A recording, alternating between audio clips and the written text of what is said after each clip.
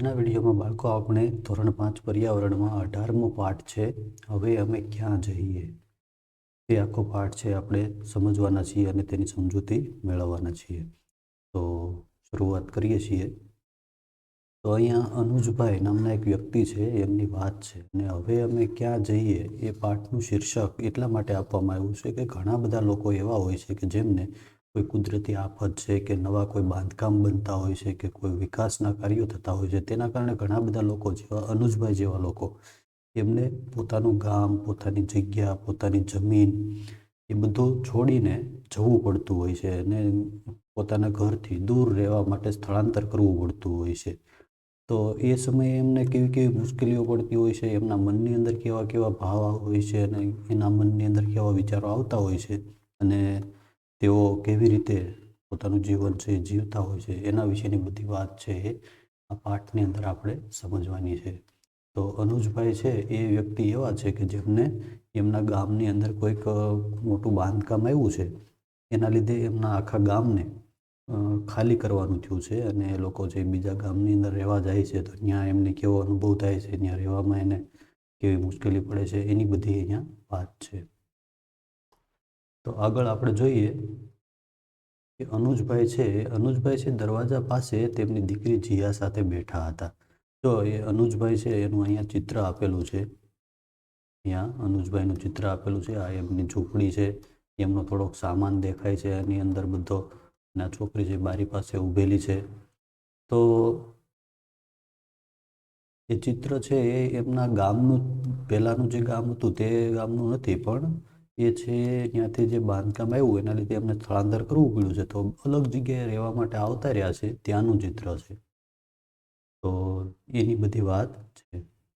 તો અનુજભાઈ છે એ દરવાજા પાસે તેમની દીકરી જીયા સાથે બેઠા હતા.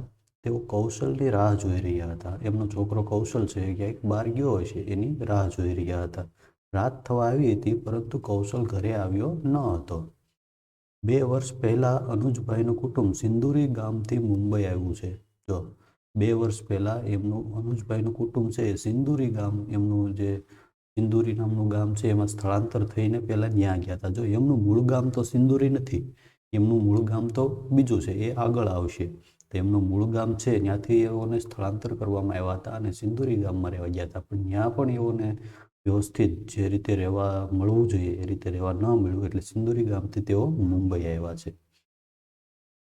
અહીં તેઓ ફક્ત એક દૂરના સંબંધીના કુટુંબને જાણતા હતા. જો મુંબઈની અંદર તો બધા જ લોકો છે એ અજાણ્યા જ હોય, કોઈ આપણા સગા સંબંધીઓ તો ત્યાં એમને હોય નહીં. એમના કુટુંબના જે સંબંધી હતા એમના દૂરના સંબંધીના એક કુટુંબને જાણતા હતા, બાકી મુંબઈની અંદર એ કોઈને જાણતા ન હતા. તેમની મદદથી અનુજભાઈએ માછલી પકડવાની ફાટેલી જાળ સરખી કરવાનું કામ શરૂ કર્યું હતું. જો અનુજભાઈ છે એમને બીજો એવો કોઈ ખાસ વ્યવસાય પણ નહોતો આવડતો. તો વ્યવસાય ન આવડતો હોય તો મુંબઈ જેવા મોટા શહેરની અંદર રહેવા માટે તો ઘણી બધી મુશ્કેલીઓ પડે. તો ઘર વપરાશ માટે પૈસાની જરૂર પડે, દવા માટે તો પૈસાની જરૂર પડે, વીજળી છે, પાણી છે, દરેક વસ્તુ માટે ત્યાં તો પૈસા આપવા પડે. તો અનુજભાઈ છે એમણે પોતાનો વ્યવસાય છે માછલી પકડવાની ફાટેલી જાળ સરખી કરવાનું કામ એમણે શરૂ કર્યું હતું. પરંતુ તેમને જે પૈસા મળતા હતા તે પૂરતા ન હતા. જો માછલી પકડવાની જાળ સરખી કરવાનું કામ અનુજભાઈ કરતા હતા, પણ એમને એમાંથી જે પૈસા મળતા હતા તે પૂરતા હતા નહીં. એમને દવાના, ખાવાના, શાળાની ફીના પૈસા, ઘરનું ભાડું ચૂકવવાના હતા. અહીં તેઓને પાણી પણ ખરીદવું પડતું હતું. જો કેટલી બધી મુશ્કેલી હતી, દરેક વસ્તુ માટે પૈસા આપવા પડતા હતા, એમાંય પાણી પણ એમને ખરીદીને લેવું પડતું હતું. એમનું જે મૂળ ગામ હતું એમાં તો એવા કોઈ પણ પ્રકારના પૈસા એમને ચૂકવવા પડતા ન હતા, એટલે એ આરામથી જીવન છે જીવી શકતા હતા. અહીંયા એમનું ચિત્ર આપેલું છે અને અનુજભાઈ બેઠા છે. આગળ છે રાત્રિ થઈ ગઈ પરંતુ કૌશલ ઘરે આવ્યો ન હતો. જીયા બારીમાંથી પાડોશીના ઘરના ટીવી પર નૃત્ય જોતી હતી, પરંતુ અનુજભાઈને ટીવી જોવાનું મન હતું નહીં. એ વિચારોમાં ખોવાયેલો હતો. અહીં એક વસ્તુ કેટલી અલગ છે, દરેક વસ્તુ છે અહીંયા કેટલી બધી અલગ છે એમ વિચારે છે. પોતાનું ગામ અને આ મુંબઈ શહેર છે એની અંદર રહે છે, તો ત્યાંની વસ્તુઓ બધી અને પોતાનું ગામ ત્યાં કેટલી બધી અલગ છે બધું, એના વિશેને બેઠા બેઠા અનુજભાઈ છે વિચાર કરી રહ્યા છે. દિવસ તો કામ કરવામાં જતો રહેતો, પરંતુ સાંજે જૂની યાદો તાજી થતી હતી. જો આખો દિવસ તો એ કામ કરતા હતા એટલે આખો દિવસ જતો રહેતો હતો, પણ સાંજ પડે એટલે એને એનું જૂનું ગામ અને એની જે જૂની જગ્યા પહેલાં જે અહીંયા વસવાટ કરતા હતા એ એમને યાદ આવે છે. હવે અહીંયા થોડોક વિચારો અને કહો એવી પ્રવૃત્તિ છે અને એના દ્વારા થોડાક પ્રશ્નો આપેલા છે, એના જવાબ આપણે વિચારીને તમારે આપવાના છે. તો એમાં પહેલું છે, લોકોની ભીડમાં પણ અનુજને એકલું લાગતું હતું. તમને ક્યારે એવું લાગ્યું છે? જો અનુજભાઈ છે એ મુંબઈની અંદર રહે છે, તો મુંબઈની અંદર ઘણા બધા લોકો હોય છે, ખૂબ જ ભીડ હોય છે, છતાં પણ અનુજભાઈને ત્યાં એકલું લાગે છે. એકલું શું કામ લાગતું હશે? કેમ કે એટલી બધી ભીડની અંદર પોતાના ઓળખીતા કે પોતાના સંબંધી કોઈ હતા નહીં, એટલે બધા છે અજાણ્યા લોકો હોય એટલે એમને એકલું લાગતું હતું. તો આવું તમને ક્યારેય થયું છે? તો તમને જો એવું ક્યારેય થયું હોય તો તમારે લખવાનું છે. આપણે અહીંયા ઉદાહરણ રૂપે એક જવાબ લખ્યો છે કે હા, નજીકના શહેરમાં મારે એક જગ્યાએ પપ્પાની રાહ જોવા માટે થોડો સમય બેસવાનું હતું. પપ્પા છે બજારમાં ગયા હતા અને એક જગ્યાએ મને બેસાડ્યો હતો. તો પપ્પા આવે ત્યાં સુધી મારે ત્યાં એકલા જ બેસવાનું હતું. આજુબાજુમાં ઘણા બધા લોકો હતા પણ મને ખૂબ જ એકલું લાગતું હતું. આગળ બીજું છે, કલ્પના કરો પોતાની જગ્યા છોડીને દૂર બીજે નવી જગ્યાએ રહેવા જવામાં કઈ કઈ મુશ્કેલીઓનો સામનો કરવો પડે. જો માની લો કે તમે અત્યારે જ્યાં રહ્યો છો એ ઘર છે એ પાડી દેવાનું હોય કે કોઈ બીજું મુશ્કેલી આવીને ઊભી રહે ને તમારે એ બધું છોડીને જતું રહેવાનું હોય તો તમને કઈ કઈ મુશ્કેલીઓ પડે? તો પોતાની જગ્યા છોડવી ન ગમે. પહેલું તો આપણું ઘર હોય એટલે આપણું ઘર આપણને છોડવું ન ગમે. પછી એ જગ્યા છોડીને આપણે નવી જગ્યાએ જઈએ તો નવી જગ્યાએ જવામાં નવો વ્યવસાય શોધવો પડે. અહીંયા તો આપણે જે કામ કરતા હોઈએ એ કરતા હોઈએ, તો ત્યાં જઈએ તો ત્યાં એ કામ મળે ન મળે એ બધો પ્રશ્ન ઊભો થાય. નવી જગ્યાએ મકાન પણ આપણે શોધવું પડે. તો આ બધી મુશ્કેલીઓ, ઘણી બધી મુશ્કેલીઓ છે એ બીજી જગ્યાએ રહેવા જવામાં આપણને પડે છે. અનુજના કુટુંબ જેવા લોકોને શા માટે મોટા શહેરોમાં આવવું પડતું હશે? જો ઘણા બધા એવા અનુજભાઈ જેવા લોકો હોય છે કે જેમને પોતાનું કુટુંબ અને પોતાનું ગામ અને પોતાનો વિસ્તાર છોડીને મોટા શહેરોની અંદર રહેવા માટે આવવું પડતું હોય છે. શું કામ આવવું પડતું હોય છે? તો કે લોકોને કોઈ મોટી કુદરતી ઘટના બને, જેમ કે અતિવૃષ્ટિ થાય, પૂર આવે, તો એમનું ઘર છે એ ખાલી કરાવવું પડે, એમના ગામ છે એ ખાલી કરાવવામાં. પછી એના વિસ્તારની અંદર મોટા બંધ બાંધવામાં આવે. નદી હોય તો એના ઉપર મોટો બંધ બાંધવામાં આવે અને એના કારણે એમનું ગામ અને એમની જગ્યા છે એ ડૂબી જાય. તો પણ એમને સ્થળાંતર કરીને મોટા શહેરોમાં આવવું પડે. મોટા શહેરોમાં શું કામ આવે? તો કે કંઈક વ્યવસાય તો કરવો પડે. તો મોટા શહેરોમાં આવે તો એમને થોડોક કંઈક વ્યવસાય છે મળી રહે. તો એના માટે છે એમને ત્યાં મોટા શહેરોની અંદર આવવું પડતું હોય છે. આગળ હવે જૂના દિવસોની યાદ આવે છે, એટલે કે અનુજભાઈ છે એ બેઠા બેઠા જૂના દિવસો, એમના જે જૂના દિવસો છે એ યાદ કરે છે. હવે અનુજભાઈની જે મૂળ જગ્યા છે, એમનું જે ખરેખર ગામ છે એની બધી વાત છે એ અહીંયા આગળ લખેલી છે. તો અનુજભાઈનો જન્મ ગાઢ લીલા જંગલો અને પર્વતોની વચ્ચે ખેડી ગામમાં થયો હતો. એમના ગામનું નામ શું છે? ખેડી ગામ છે. એમનો જન્મ ગાઢ જંગલો અને પર્વતોની વચ્ચે ખેડી ગામની અંદર થયો હતો.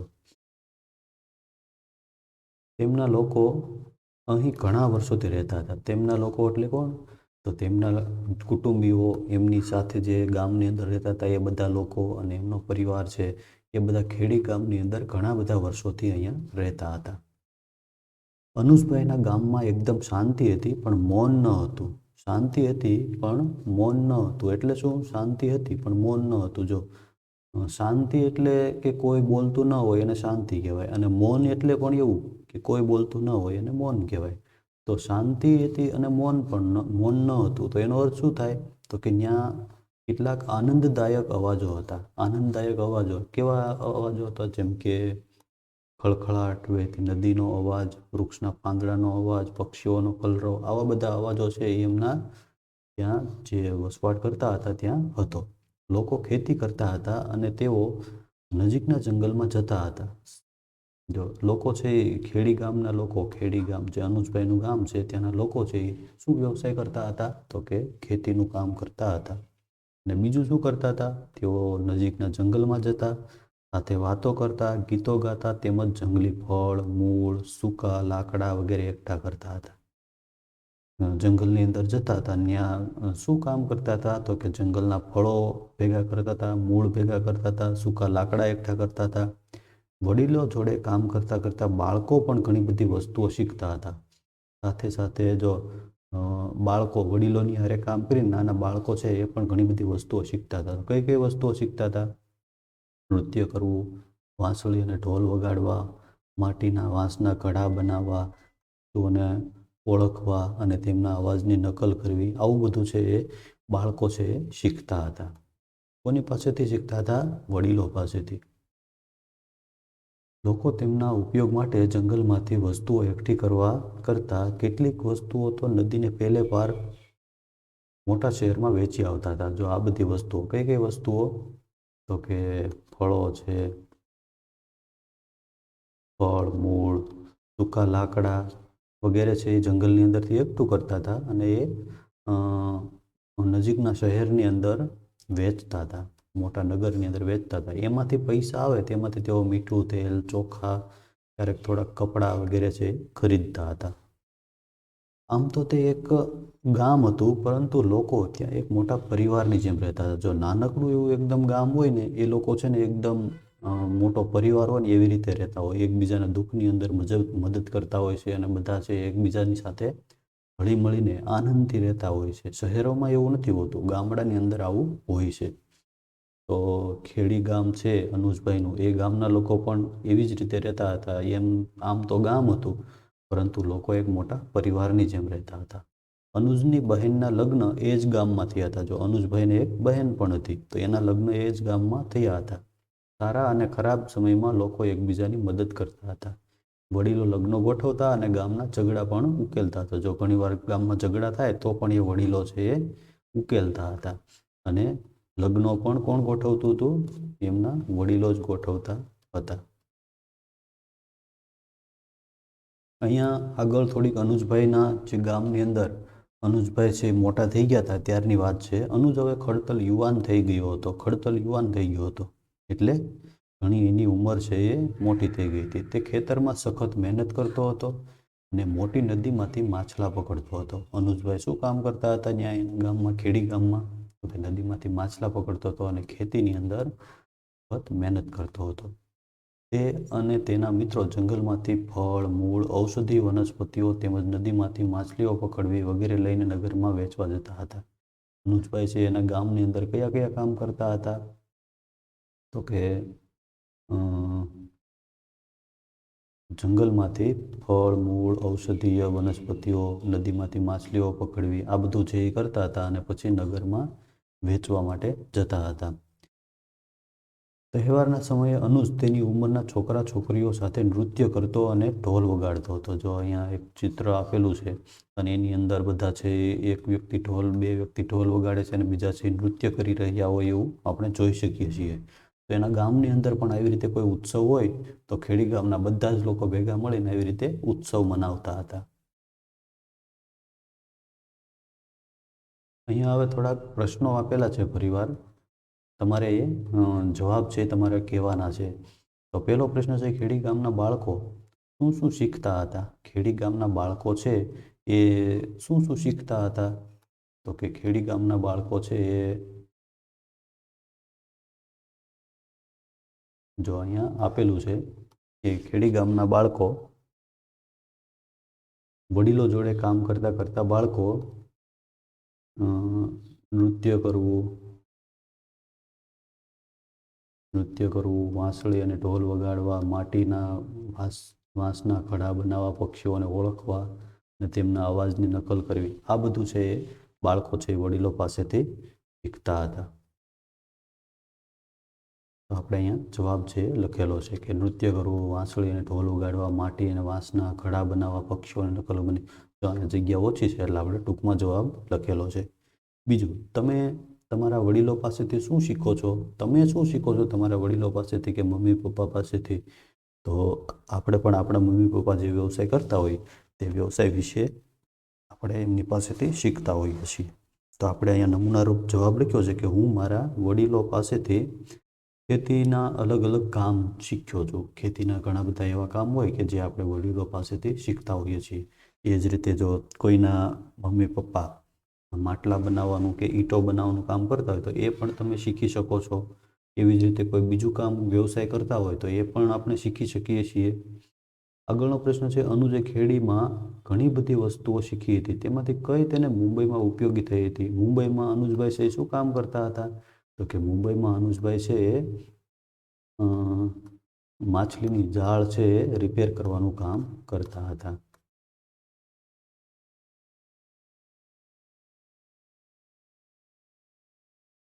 અનુજભાઈ છે એ મુંબઈની અંદર માછલીની જાળ રિપેર કરવાનું કામ કરતા હતા. તો એ એમને માછલીની જાળ રિપેર કરવાનું કામ છે એમને એ ક્યાં શીખ્યા હતા? ખેડી ગામની અંદર શીખેલી વસ્તુઓ હતી એમાંથી એને એ કામ લાગ્યું હતું. બીજું છે આગળ, તમે પક્ષીઓનો અવાજ રોજ સાંભળો છો? કયા કયા? તો તમે પક્ષીઓનો અવાજ તો સાંભળ્યો જ હોય, તો આપણે તમે કયા કયા પક્ષીઓનો અવાજ સાંભળ્યો છે એ બધા જ પક્ષીઓના નામ અહીંયા તમારે લખવાના છે. તો હા, મેં પક્ષીઓના અવાજ સાંભળ્યા છે. કયા કયા? તો કે ચકલી, કબૂતર, કાબર, કોયલ, મોર, પોપટ, આ બધા પક્ષીઓના અવાજ છે આપણે દરરોજ અથવા તો સાંભળતા હોઈએ છીએ. આગળ છે, તમે કોઈ પક્ષીના અવાજની નકલ કરી શકો છો? નકલ કરીને બતાવો. તમે કોઈ પક્ષીઓના અવાજની નકલ કરી શકો છો? જો કરી શકતા હોય તો તમારા વર્ગની અંદર એ નકલ કરીને બતાવવાની છે. તો આપણે જવાબ લખ્યો છે કે હું ચકલી, કોયલના અવાજની નકલ કરી શકું છું. એ સિવાય મોર છે, પોપટ છે, એના અવાજની પણ ઘણા બધા બાળકો છે એ નકલ કરી શકતા હોય. તો તમે જે પક્ષીના અવાજની નકલ કરી શકતા હો તે તમારે તમારા વર્ગની અંદર બતાવવાની છે. આગળ, તમે દરરોજ સાંભળતા હોય તેવા અવાજ કયા છે જે ખેડી ગામના લોકો સાંભળતા નથી? જો ખેડી ગામના લોકો ન સાંભળવા મળતા હોય, તમને દરરોજ અવાજ સાંભળવા મળતા હોય એવા કયા અવાજ છે? તો કે આપણે તો ગામની અંદર મોટો રસ્તો પસાર થતો હોય તો વાહનોના અવાજો, વાહનના હોર્નના અવાજ, કારખાનાના અવાજો વગેરે બધું આપણે દરરોજ સાંભળતા હોઈએ છીએ. પણ ખેડી ગામની અંદર આવું કંઈ હતું નહીં. વાહનો હતા જ નહીં, ત્યાં કારખાના પણ નહોતા, તો એ લોકોને આ અવાજો સાંભળવા મળતા ન હોય. આગળ છે, તમે મૌન અનુભવ્યું છે? ક્યાં અને ક્યારે? મૌન એટલે શું? તો કે કોઈ બોલતું જ ન હોય, એકદમ શાંતિ હોય, એને મૌન કહેવાય. તો એવું ક્યારેય અનુભવ્યું છે? તો ક્યાં અને ક્યારે? તો આપણે જવાબ લખ્યો છે કે હા. તમે ક્યારે બીજે અનુભવ્યું હોય તો તમે એ જવાબ લખી શકો છો. આપણે અહીંયા નમૂનારૂપ જવાબ લખેલો છે કે અમારી વાડી ગામથી ખૂબ દૂર છે, એટલે કે ત્યાં વાહનોના કે કોઈ બીજા અવાજો સંભળાતા નથી, તેના કારણે ત્યાં કોઈ સંભળાતો નથી. તો એ અમે સાંભળેલું છે અને ત્યાં અમે મૌન અનુભવેલું છે.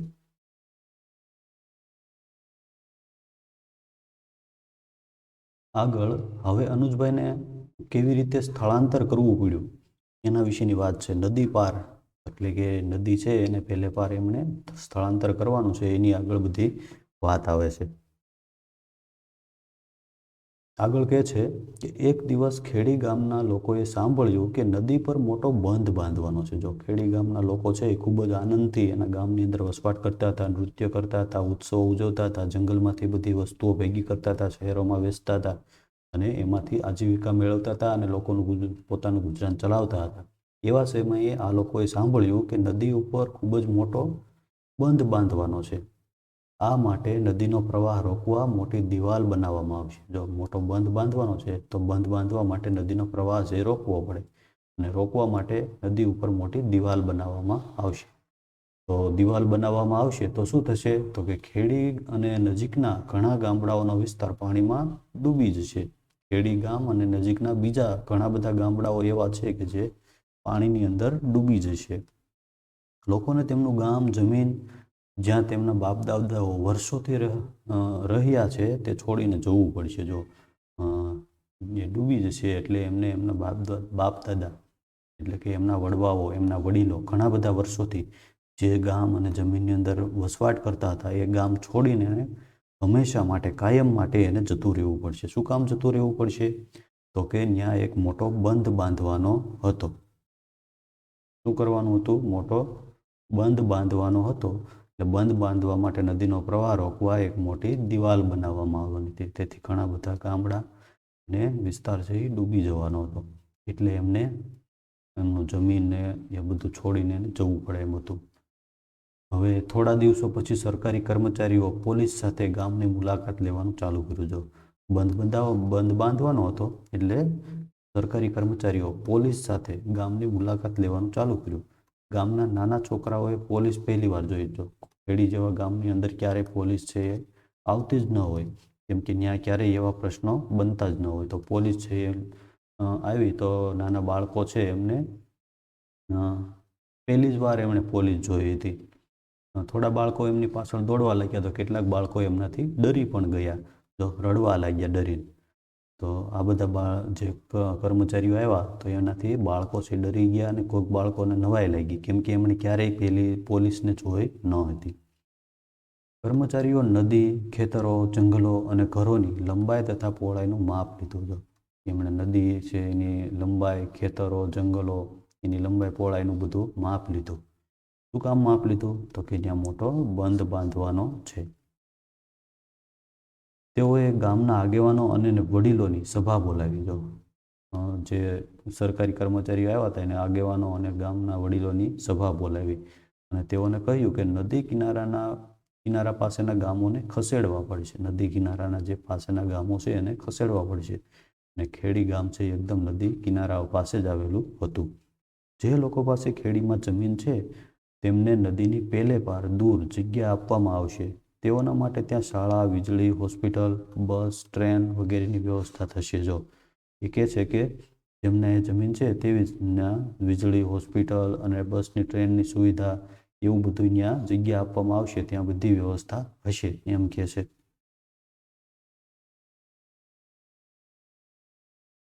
આગળ કહે છે કે અનુજના માતા પિતા અને બીજા ગામના વડીલો તેમનું ગામ છોડીને જવા માટે ખુશ ન હતા. જો એ લોકો છે એમને ખુશ ન હતા, કેમ કે જે વર્ષોથી જ્યાં રહેતા હોય ત્યાં એમને અનુકૂળતા આવી ગયેલી હોય ને એ બધું છોડીને જવું ઘણું બધું દુઃખદાયક હોય છે. એટલે એમના વડીલો અને એમનું ગામ છે છોડીને જવા તૈયાર ન હતા.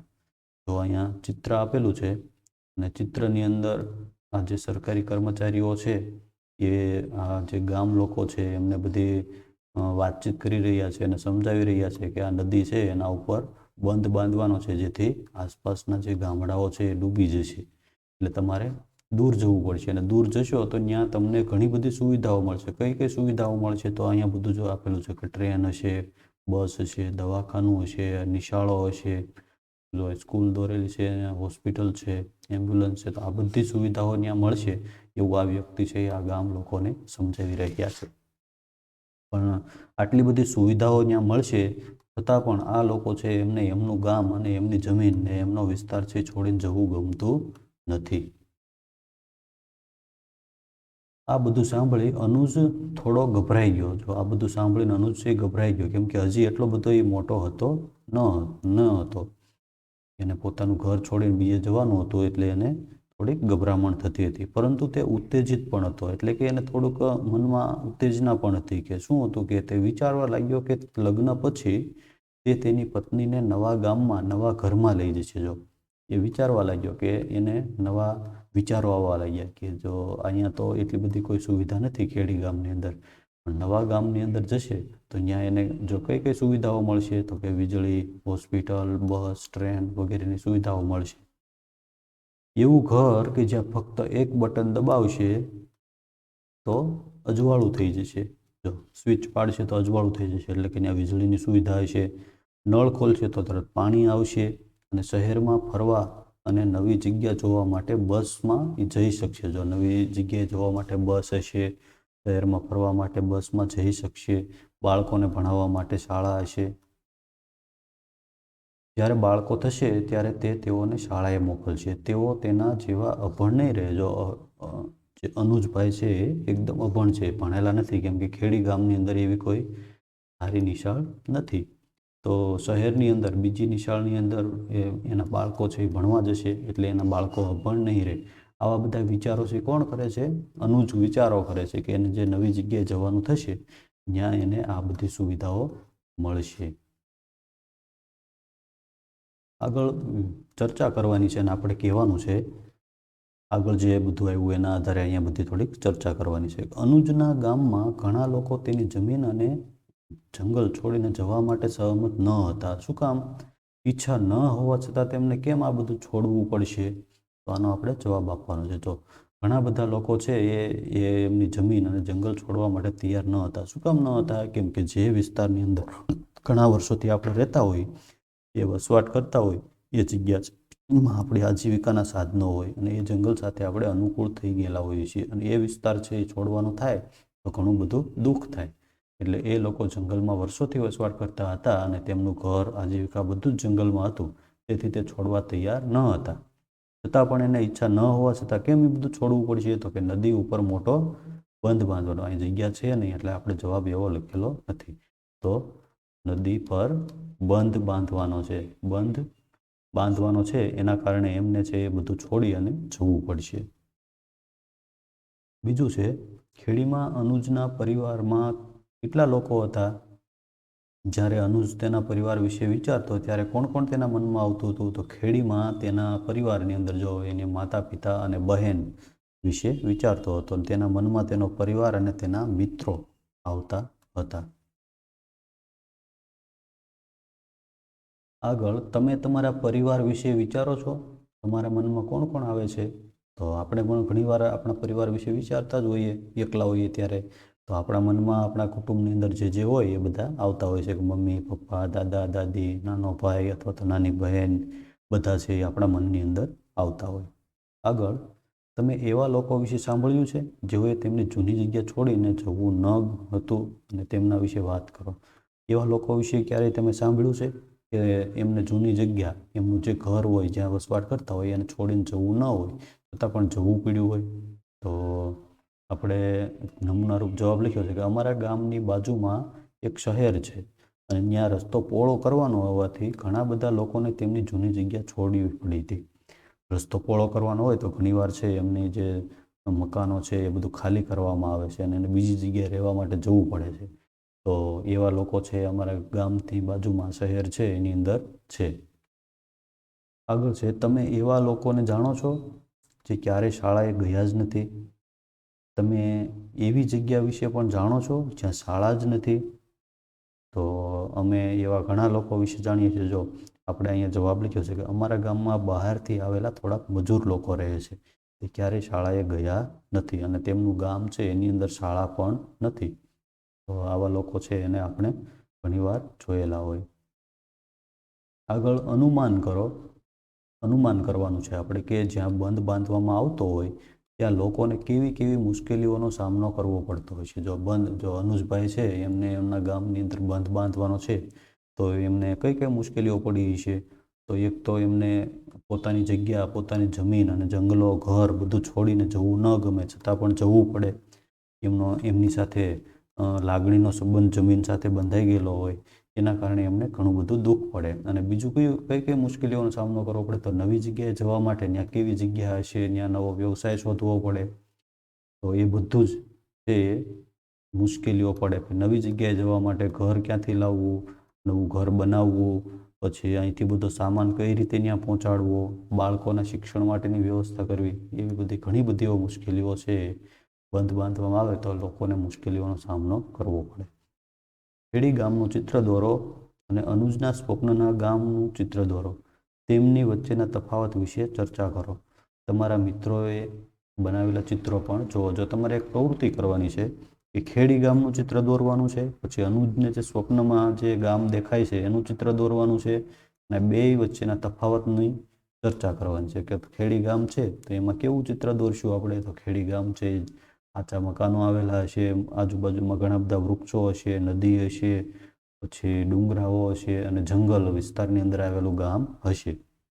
ત્યાં બીજી કોઈ સુવિધા નહીં હોય. પણ અનુજને જે સ્વપ્નમાં એ વિચારે છે એ ગામ કેવું છે? તો ત્યાં પાકા રસ્તાઓ હશે, દવાખાના હશે, રસ્તા હશે, રસ્તા ઉપર ઘણા બધા વાહનો હશે, બસ હશે, દવાખાનું હશે, નિશાળો હશે. તો એ બધું છે એ એના સ્વપ્નનું ગામ છે એની અંદર આપણે દોરવાનું છે. તો પછી બેયના વચ્ચેનો તફાવત તમારે ચર્ચા કરવાની છે. તો આવી રીતના આટલું છે એ તમારે આ પ્રવૃત્તિની અંદર કરવાનું છે. તો આ વિડીયોની અંદર બાળકો આપણે અહીંયા સુધી જ ભણવાના છીએ. આગળનું જે પ્રકરણ બાકી છે એ પ્રકરણ છે એ શીખવા માટે તમારે આ વિડીયોનો બીજો ભાગ જોવાનો છે. આ પાઠનો બીજો પાઠ દોરો છે તે આપણે વિડીયોના બીજા ભાગની અંદર જોઈશું. તો તમે એ ભાગ પણ ખાસ જોઈ લેજો.